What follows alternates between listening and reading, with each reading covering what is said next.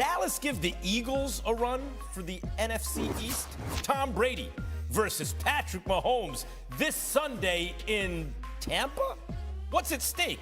And will the game have to be moved? Our insider has the latest. And Lamar Jackson is pulling an Aaron Judge in a more important way than anyone, except in a few minutes you have considered.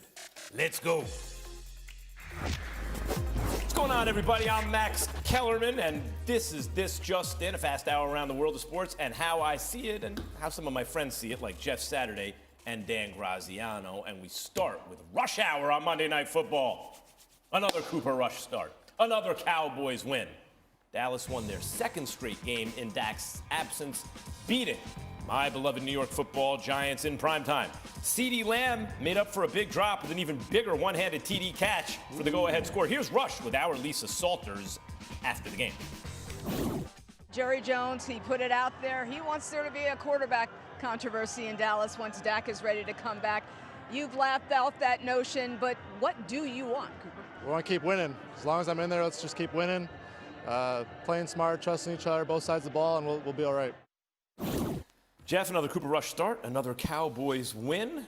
You know, I know, as Key pointed out this morning on the radio, Dak has a lot of guaranteed money coming in. Kurt Warner got replaced by Mark Bulgers. Probably, I have to go look, but toward the end of the deal. But what can the Dallas take away from this? This is the formula to win in Dallas. I mean, and whether it's Cooper Rush or whether it's Dak Prescott, the way that they're balanced offense, they ran it 30 times, they threw it 31 times. And by the way, the defense flat out got after him. I mean, you think about 5 sacks, 24 pressures. That's unheard of. And I don't care if it's a rookie tackle or whatever, but their front 4-ish, I can go 4 or 5, absolutely gave Daniel Jones fits. And when you have a defense that's playing like that, the back end can be aggressive, make breaks on balls. And then the balance, like I just said before, I mean, you have Elliott making big plays. You got Tony Pollard right here who makes an enormous run. They're physical inside. And by the way, this is one of the best run-blocking offensive lines in the NFL right now. So they're playing to their strengths, kind of trying to ignore their weaknesses and play around them. And that should not change when Dak Prescott comes back. Don't lay this all at the feet of Cooper Rush. He has done a really good job. This has been Kellen Moore, Dan Quinn, and the rest of the team has done their portion as well. And the matchup. Look, I remember the Winston Justice game as a Giants fan. He was the Eagles' late first, early second-round pick at left tackle at SC, and he was matched up against OCU Minora, who was an elite pass rusher, and he was a turnstile. 6 sacks later, the Giants win. This was sort of that game for Evan Neal, right? He's a rookie. He might turn out to be very good. I think he will. Yeah. But right now, against those guys up front, it's a bad. Styles make fights. That's a bad. And you couldn't help them. The problem is, I made this point this morning. You can't. There's 4 or 5 guys that are in a race to the quarterback. So you'd like to help Neal, but you can't because everybody else can rush him too. So it's like pick your poison. Unfortunately, he just got exposed. We would have all gotten exposed. Like an Olympic sprint. For that. It is, bro. Roz, how close is Dak to coming back? Pretty close. Look, he's. The ideal hope is that this week he can grip a football and throw it in practice. And the extent to which he's able to do it and his comfort level doing that will determine when he can return. He told Lisa Salters apparently last night that he wasn't ruling out this week. That feels a little far-fetched, especially considering he hasn't thrown that football yet since surgery. And the Cowboys in the last couple of years, with him and with others, have been very careful about, the timetable, returning people from injury. So my guess is they would give it another week, even if he felt like he was ready. Week 5 against the Rams, I think they're hopeful for that. But it shouldn't be too long at this point, assuming everything goes well once he starts throwing the ball. If I'm running the Cowboys, especially if they somehow beat the Rams, right? Wow. Then I'm like, Dak, you know what? Maybe another week you'll rest up that extra week. What will the offense be like when Dak gets back, Jeff? It should be exactly what it is right now. And I'm just telling you, Kellen Moore got criticized at the end of last year because their offense got stagnant. They were not physical at the front. So what do? They go draft a left tackle who was playing guard until Tyron Smith goes in there. Now he's back at tackle. They go sign Jason Peters to give them some additional help, just training these young guys. But there are a lot of young football players up in the front. It was Zach Martin's up there, who we know has been a stud forever. but they're physical, and they do that portion of the game extremely well. So continue to do that. Get Pollard the ball.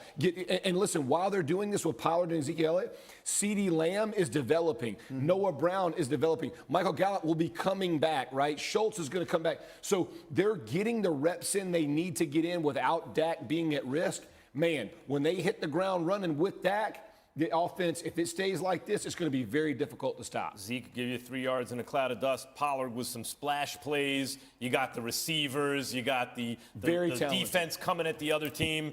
And Dak, who is a very good quarterback. Roz, what do you think the long-term plans should be for my New York Football Giants with their quarterback, Daniel Jones? Oh, so, I mean, I thought Jones showed a lot of good stuff last night, but you can't really see it underneath 24 pressures and 5 sacks, right? And by the way, who is he throwing to, right? I mean, now you're going to lose Sterling Shepard for the year. You don't have last year's first-round pick. He's been hurt. This year's second-round pick. So the long-term plan, I really don't think they can have one. I think they need to use this season to evaluate him as one potential option for beyond this season, because you don't know where you're going to be picking in the draft. You don't know what free agency is going to look like. I think they have to focus right now on using the remaining 14 games to figure out who he is vis-a-vis their future, and then lumping him in with all other possible options once the season's over. It's interesting. He goes from their franchise quarterback to the downshift there. He may turn into a bridge quarterback. Yeah. Right? It may be like, you know what? He's holding it together. Here's 2 years while we look for another guy. But remember, new coaching staff, new front office, not the ones that drafted him, so they want to, clean slate. Yeah, but do better than him. Now. Do better than him off the scrap heap. It's not bad. We'll see. No. Yeah, listen, he kept him in the game last night. Yeah. Like you can criticize a lot of different portions. Daniel Jones was not part of the problem last night. He used his legs effectively. And again, think about the quarterbacks. Allen isn't the same guy until he gets Diggs, right? Hurts until he gets A.J. Brown. Well, they got him Galladay. What are you talking about? Yeah, exactly. So that's your comparison. How do you judge a guy when you ain't got any dudes helping you? I just don't see it. I would let him ride. A little more quarterback awareness. He doesn't seem to understand that the defenders are on his back. By now he should know. The Eagles are still the heavy favorites to win the NFC East, but after last night's win, the Cowboys have jumped the Giants for second-best chance to win the division. Time for another edition of My Word Against Yours, the debate topic today. Guys, can you see the Cowboys actually winning the NFC East? Jeff, let's start with you. I can. Listen, I picked them before, but with Dak Prescott going out, I was like, I thought they were dead in water, right? I'm reconsidering. This is a talented football team, and defensively they give you fits. They will match up against the Eagles' offensive line as good as it is. Now, the Eagles will have the benefit when they go on the offensive line for the Cowboys, but they can win, man. Dak Prescott gets back. This team starts to grow and develop.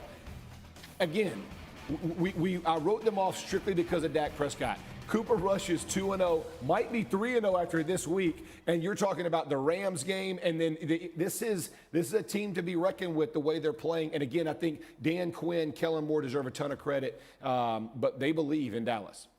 Did they win it last year? No. They did win. Oh, they did.